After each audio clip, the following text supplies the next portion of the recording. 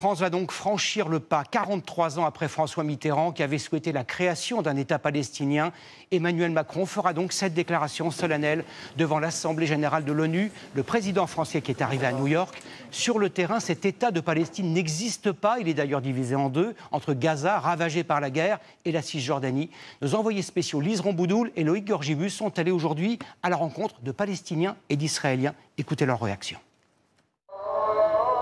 On perçoit une certaine fierté ce matin dans les rues de Ramallah. La reconnaissance de l'État de Palestine par la France est perçue comme une étape symbolique importante, même si la priorité ici, c'est d'abord...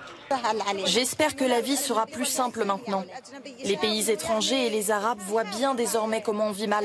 Il faut nous aider. Nous vivons assiégés.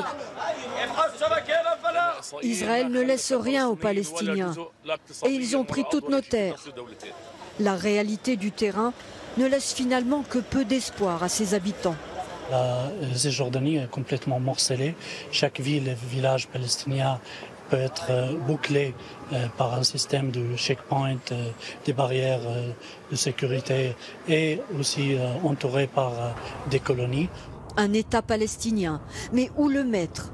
On le voit sur cette carte, les colonies israéliennes se multiplient, rendant presque impossible toute idée de coexistence pacifique entre les deux peuples.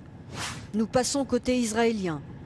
Ici, beaucoup s'opposent fermement à l'idée de deux États, comme cet habitant de Jérusalem. C'est possible un État de Palestine? Probablement c'est pas possible parce que, premièrement, même si on le voulait, de l'autre côté il n'y a pas de partenaire, donc c'est toujours le problème. Ce pas des gens qui veulent vivre en paix à côté des Juifs, c'est des gens qui veulent vivre contre les Juifs, qui veulent effacer la carte d'Israël.